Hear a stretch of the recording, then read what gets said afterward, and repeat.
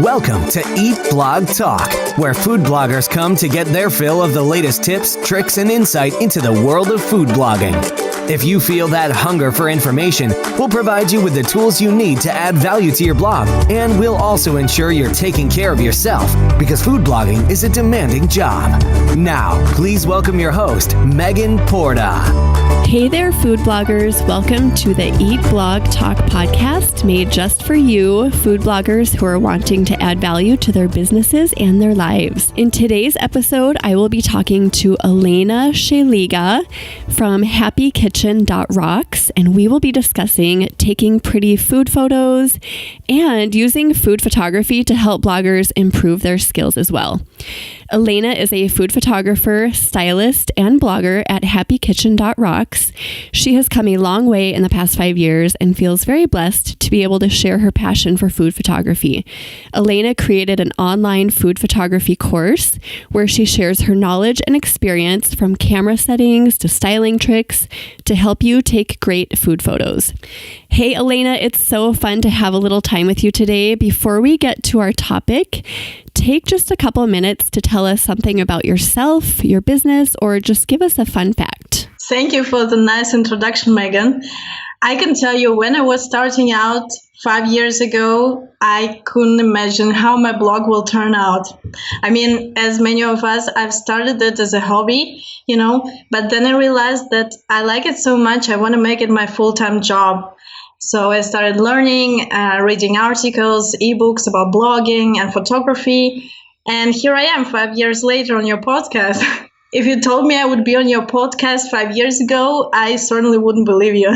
That's amazing. So you're basically self-taught. Yeah, I just took a few courses here, a few articles there. I did a few gigs, and yeah, that's how I developed my skills. But all stuff that you've sought out on your own. So that's amazing. I love that. I love hearing stories of bloggers who just teach themselves or find ways to grow themselves. So truly inspiring. Yeah, thank you. I just really love the visual components of food blogging. Since we're not able to share smell and taste online yet, we can only imagine what the food tastes like by looking at it. Absolutely. Visuals are important. Yeah. When it looks delicious, then you crave it and you want to make a recipe at home for your family.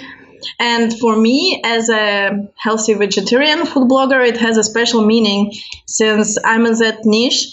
It's kind of a double win for me to convince people to try a healthier diet, since people generally have little idea about what vegan or vegetarian food tastes like and can't think of anything else than a lettuce salad or something.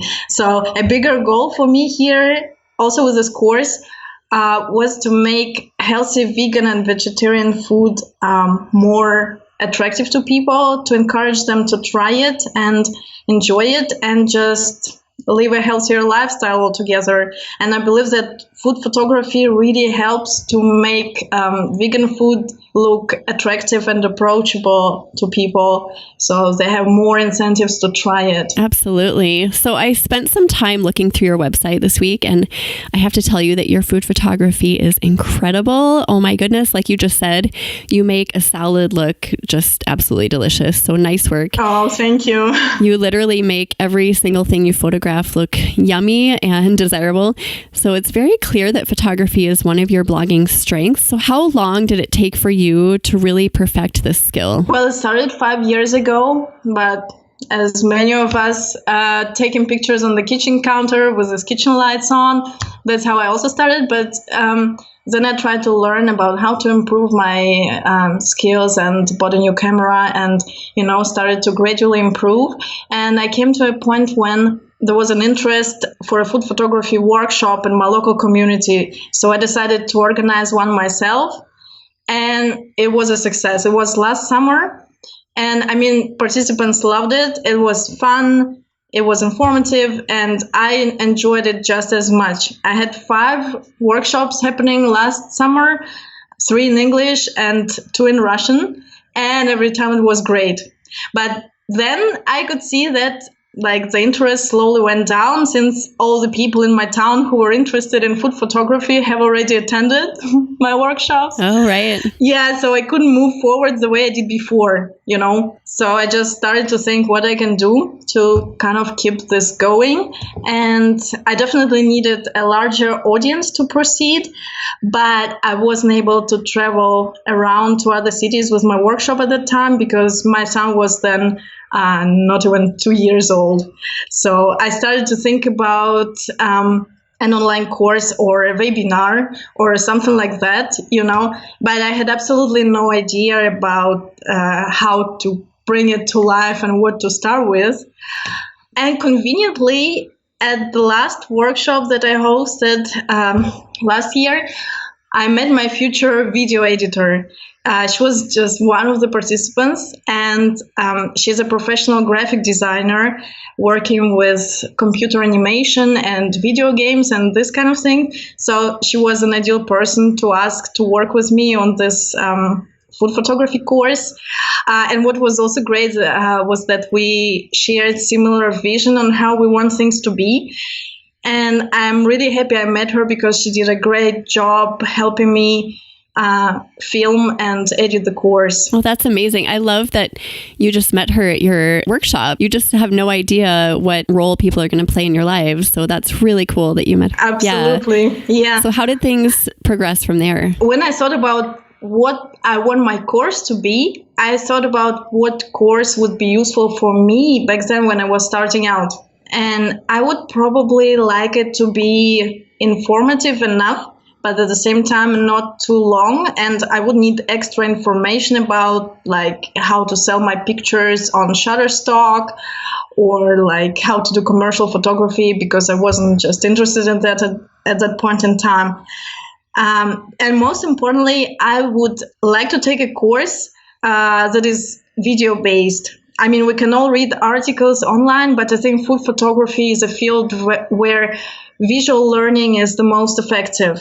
I'm a visual-driven individual myself, and I think video is just easier to understand as opposed to ebooks when it comes to food photography and styling. And last but not least, I wanted my course to be affordable and worth its price. I wanted it to be a great investment for beginners or for experienced food photographers who struggle with styling component.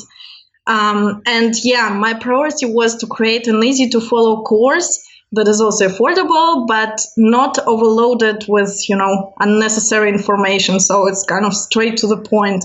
And that's what we try to create. And it's still ongoing, but we're planning to launch it in September this year. That's amazing. I'm excited for you. That's such a big endeavor. First of all, I love that you stepped back and kind of viewed the situation from the perspective of a new blogger, because that's really important when you've honed in on a skill. So viewing it as a new blogger and then seeing what they would want and need and then just creating something from that. I love that. I think it's amazing that you were able to do that. So you're launching in September. How much work has gone into this? I mean, is this taking over your blog? Are you finding enough time to get through it? Is it like crazy or is it doable? Well, that's a good question. I mean, I'm keeping up my blog and I'm kind of even working on it more than before. But at the same time, I have this course, and now the course is almost ready. So my job is almost done. We filmed it completely. Now my editor is editing the course and making it ready, just adding some visual elements and making it cohesive. By that point in time, it's mostly promotion that will have to start soon for the pre-launch. The course is pretty straight to the point, but it's also informative enough and easy to follow for both beginners and experienced photographers. It took us a long time to come to the point when the course is completely done, because we wanted to make sure that the information is as easy to digest as possible.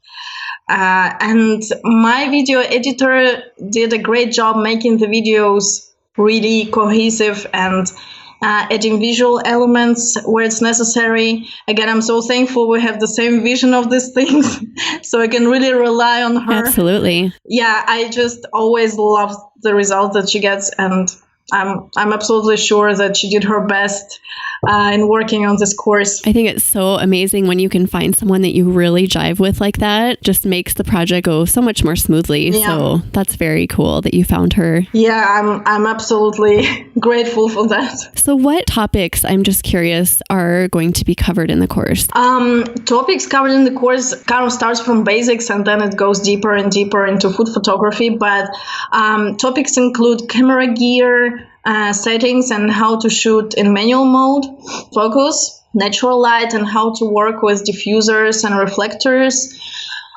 different types of props and how to use them, composition, color theory, how to do action shots, negative space, the concept of layers, etc.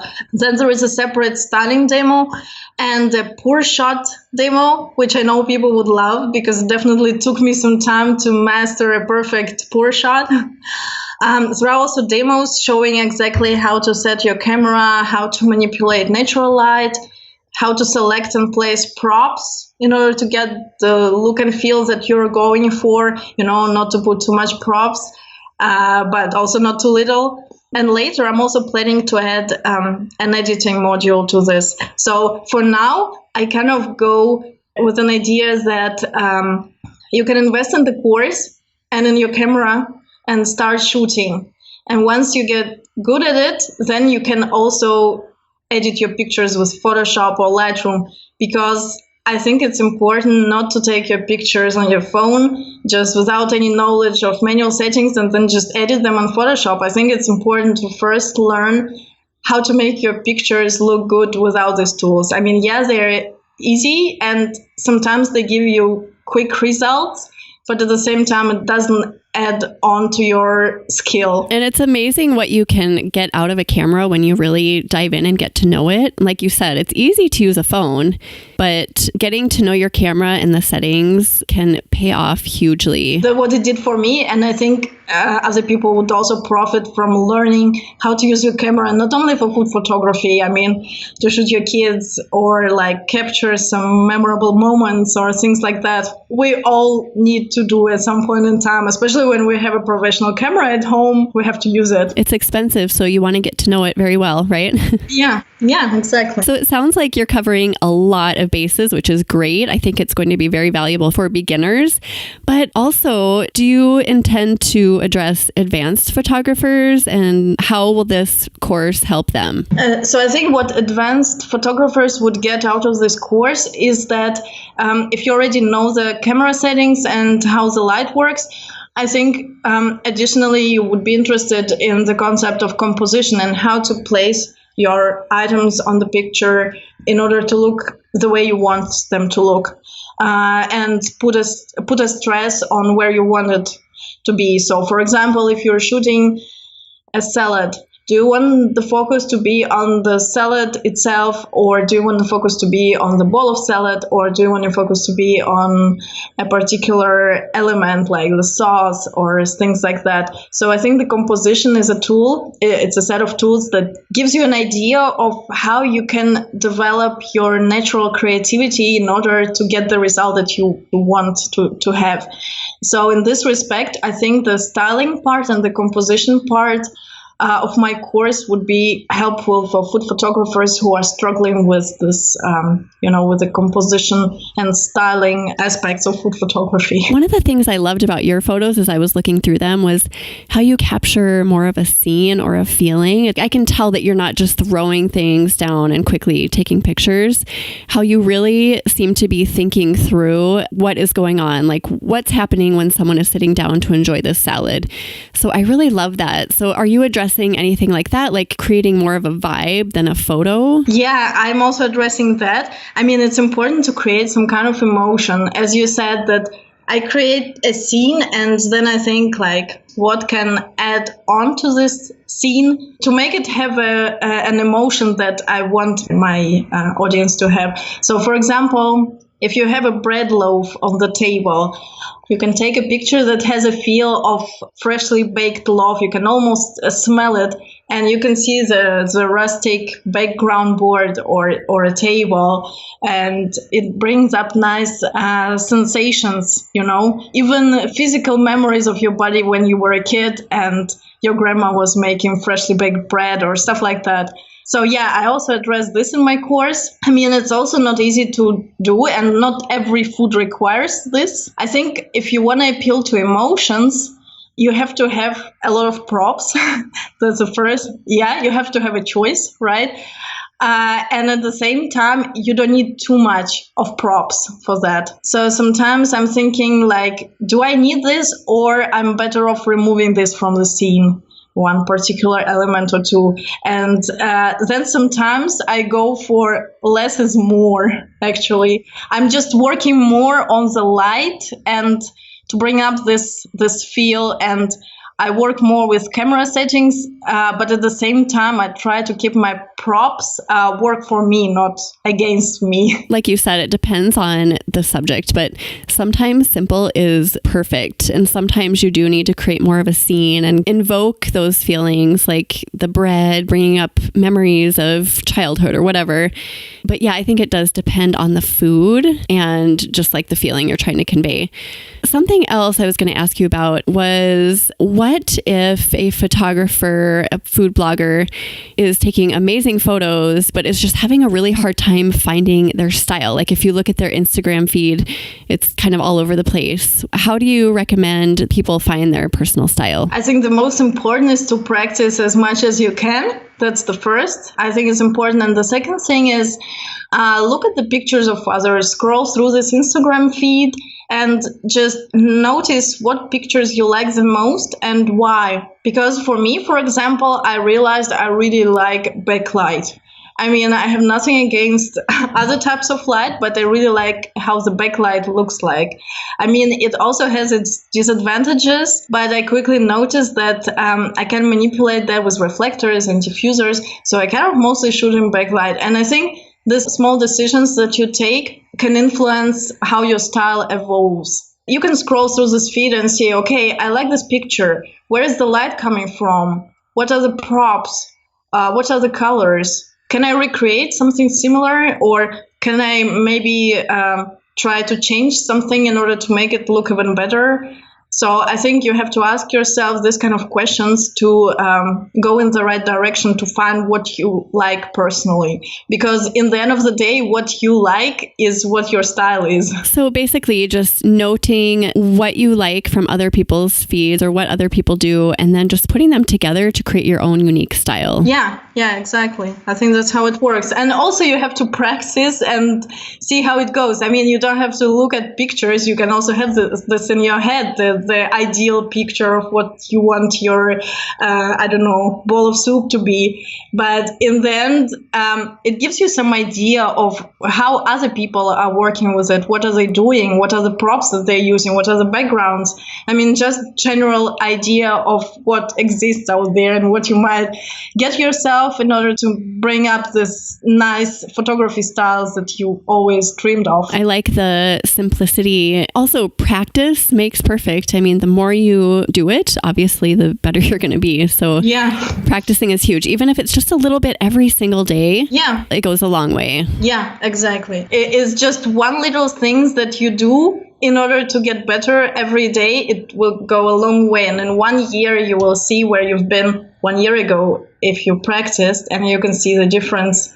And that makes what makes your photos stand out now versus 1 year ago. Isn't it amazing? Yeah. I look back even a year ago. At the time, I thought I'm doing okay. And I noticed things like, wow, I should not have been doing that. I mean, every single year I improve upon the last year. So there is such truth to that. If you just consistently do it and keep at it and just keep trying to improve, you will improve over time. Yeah, that's absolutely true. And I mean, it's important to also take a moment and kind of evaluate yourself. Like if you've been working on something, I mean, sometimes you don't notice. You think, okay, I do the same every day, but then in the end, you kind of see the difference, and it's amazing how drastic the result can be of your learning or of your practice. You can really train your eye to get like really picky and focused, and like notice those little things that you didn't see before. Yeah. Consistently sticking with it is huge. So I absolutely love how you took one of your strengths and that you're using it as a tool to help other food bloggers achieve their own success. I just think that's so inspiring because really it's a win-win. You are growing your business, but you are also helping so many other people improve their own skills, which will enhance their businesses. So I just think that's so cool. So I love that you saw a need and just capitalized on that. Thank you. That's my hope for this course, actually, to make people interested in food photography, and maybe later it will help them to get better at their jobs or to take another direction in their business, you know? Absolutely. Would you be willing to share some teasers from your course? I mean, we've covered a little bit already, but some basic photography tips or food styling pointers or anything you're willing to share? Choosing the camera lens and just basic food photography gear if you are an absolute newbie. I mean, it's also important to know what to buy if you want to have a camera that is really good for food photography, but not too expensive. I mean, I have a module on that.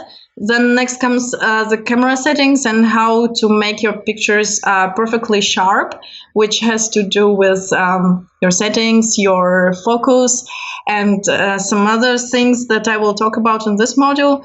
Then I'm talking about natural light and how to use diffusers and reflectors, and whether you actually need them or not for certain types of light. Then I go on to props, and I talk about how to make props highlight your food and not to be overwhelming for the viewer's eye. Then I talk about different ways to create beautiful food images with composition. And I go deep into color theory because I think that is very understudied aspect of food photography, because I haven't found a lot of articles about this when I was preparing for the course. So I had to do a lot more research than for other topics, because color theory is something that can be so powerful, but so kind of left to your own feel. But sometimes you just have to know how colors work together. Oh, interesting. I love that. I'm a huge proponent of putting color in my photographs, but I guess I've never really considered color theories. So I'm curious to hear that. Like, can you just talk a couple sentences about that? Yeah, sure. For example, I bought this one background board that I loved. And I think it was called Indigo Blue or something like this. And it was like really dark blue, really intense blue. And I was thinking, okay, what goes with this board? And then I just put an orange on this board. And I thought, here it is. I mean, orange and blue, that's like the perfect combination. And then what I also found is that with this board, anything else than orange or like cookie color, anything else wouldn't just match so well. So, for example, for the blue, it's orange and shades, but you can also choose those colors that are contrasting, like here, or you can also go with neutrals on your background and kind of build your scene, stressing the whole attention on the food.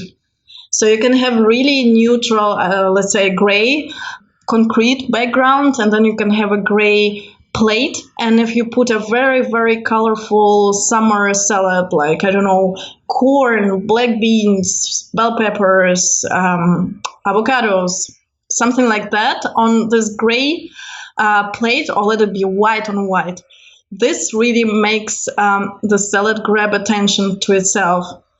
So you can go with neutrals and have something really bright.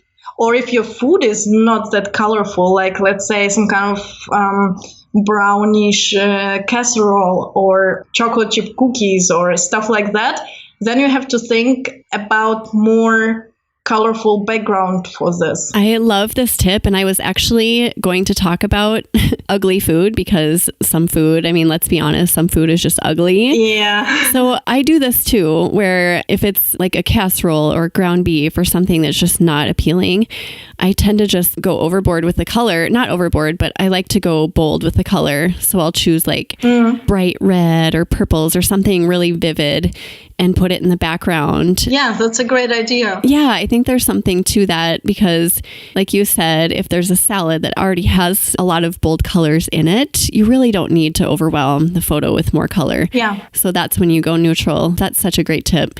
I was wondering, are there other things you do to transform more ugly food into beautiful food aside from choosing colorful props? I like to use like herbs, throw in some chives or parsley or something. What other tips do you have for ugly food? Yeah, sure. Like, as you said, some herbs or other garnishes. Also, what works great is just a spoonful of sour cream or something on top, like some kind of crumbles or, I don't know, nachos and chili, or an extra layer of salt and pepper on top that will give just a little detail.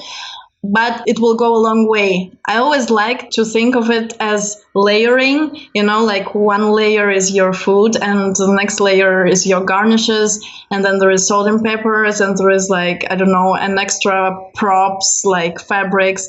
Then there are utensils. And you kind of can see at what point you have to stop. Right. It's already enough of props on the picture. So it's also important, I think, not to overdo it because then you don't see the food behind this all props that are surrounding it. Right. That's a good point. Isn't it amazing what a little sprinkling of pepper can do? Just one swipe of pepper can transform an ugly dish into an appealing dish. Yeah, that's so true. We went off a little bit, so I was just intrigued by your color theory. But to go back to your teasers, you do have a teaser video, correct, to share with people? Yeah, that's true. So that will be amazing. And I will have that posted on Elena's show notes page for anyone who is interested in looking at those. Yeah, sure. Do you have any other tips before we wrap up? I wanted to offer your listeners, Megan, an extra discount for the course. So I think the course will be launched in September this year, but for those who know that they want to take it, they can buy it now with a 50% discount. And for your listeners, I would give an extra 20% discount with the discount code Megan Podcast. I think you can post it below the show. Absolutely. I will post all of this information on your show notes page, so it will be there for anyone who's interested. Yeah, so it makes a 70% discount, which is pretty great, I think. Thank you. That's amazing. And also, what I want to do is I want to create an affiliate program for this course. So if you are a food blogger and want to be an affiliate for my course, just shoot me an email at Elena, ELENA, at happykitchen.rocks, and I'll get back to you with the details. That's amazing. Thank you for that offer. I am sure people will take you up on that. And I'm really excited to see how this goes for you. It's such an exciting venture. Oh, me too.